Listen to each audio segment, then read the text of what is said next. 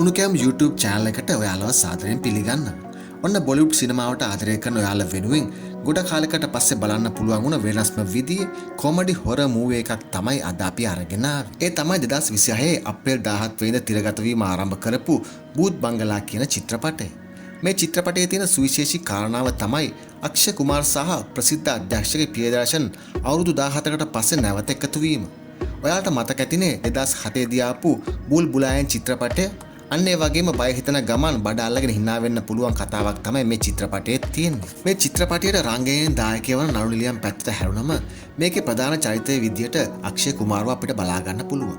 ඒ වගේම අපි කවුරුත් ආදරය කරන පරේස් රාවල්, රාජ්පාල් යාදේව් සහ මෑතකදී අපෙන් සමුගත්ත ප්‍රවීණ නළු අස්ට්‍රානි වගේ අයත් මේකට එකතු වෙලා ඉන්නවා. ඊට අමතරව තාබු, චාමිකා ගබ්බි, ජිසු සංගුප්තා, මිතුරු චක්කබෝති සහ මිතිලා පල්කාර් වගේ දක්ෂ නළුනිලියන් රැසක්ම මෙහි රංගනයෙන් දායක වෙනවා. චිත්‍රපටය ගැන කතා කරද්දී මේකේ බොක්ස් ඔෆිස් වාර්තා ගැනත් අනිවාර්යයෙන්ම කියන්න ඕන.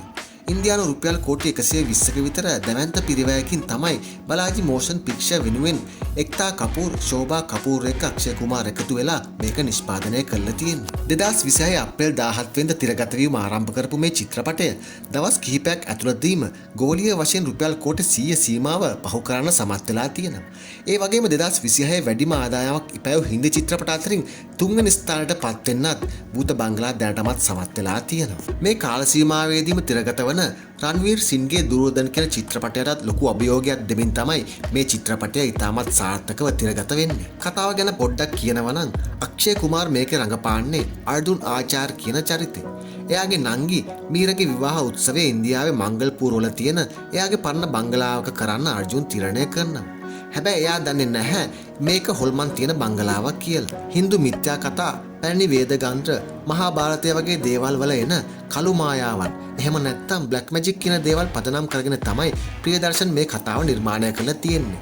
මුල් භාගයේ ප්‍රේක්ෂකයන් කුතුහලයෙන් වගේම හොඳට හිනස්සමින් ඉස්සරහට අරන් ගියත් විචාරකයින් නම් කියන්නේ චිත්‍රපටයේ දෙවන භාගය ටිකක් ඇදෙන ස්වභාවයක් තියෙනවා කියලා. කෙටියෙන්ම කියනවා නම් ඔය අක්ෂය කුමාර්ගේ පරණ කොමඩි චිත්‍රපටි බලලා තියෙනවා නම් බලන්න ආස කෙනෙක් නම් පවුලයත් එක්ක විවේකීව බඩ අල්ලගෙන hina වෙන්න පුළුවන් චිත්‍රපටයක් විදියට මේ භූත බංගලා චිත්‍රපටය හඳුන්වලා දෙන්න පුළුවන්.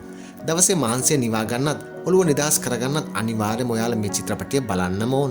ඉතින් මේ වෙනකොට ඔයාලට මේ මූවී එක ඔන්ලයින් හරහා ගිහිල්ලා කැමරා කොපියක් විදියට තමයි ඩවුන්ලෝඩ් කරලා නරඹන්න සිද්ධ වෙන්නේ. ඒ වගේම මේකේ ඔරිජිනල් කොපි එක ආව ගමන්ම උණු කැවුම් Facebook page එකේ ඒක දාන්නත් මම හිතාගෙන ඉන්නවා. ඔයත් මේ මූවී එකට ආස කරන කෙනෙක් නම් මේකේ ඔරිජිනල් කොපි එක ආපු ගමන් පල්ලෙහා තියෙන කමෙන්ට් බොක්ස් එකේ කමෙන්ට් එකක් දාන්නත් අමතක කරන්න එපා. එහෙනම් යාළුවනේ මේ වගේ එන සුපිරිම අලුත්ම මූවී වගේම TV series ගැනත් ඔයාලව දැනුවත් කරන්න උණු කැවුම් YouTube channel එක ඉදිරියේදීත් ඔයාලත් එක්ක එකතු වෙනවා. channel එක subscribe කරලා bell icon එකත් click කරලා තියාගන්න.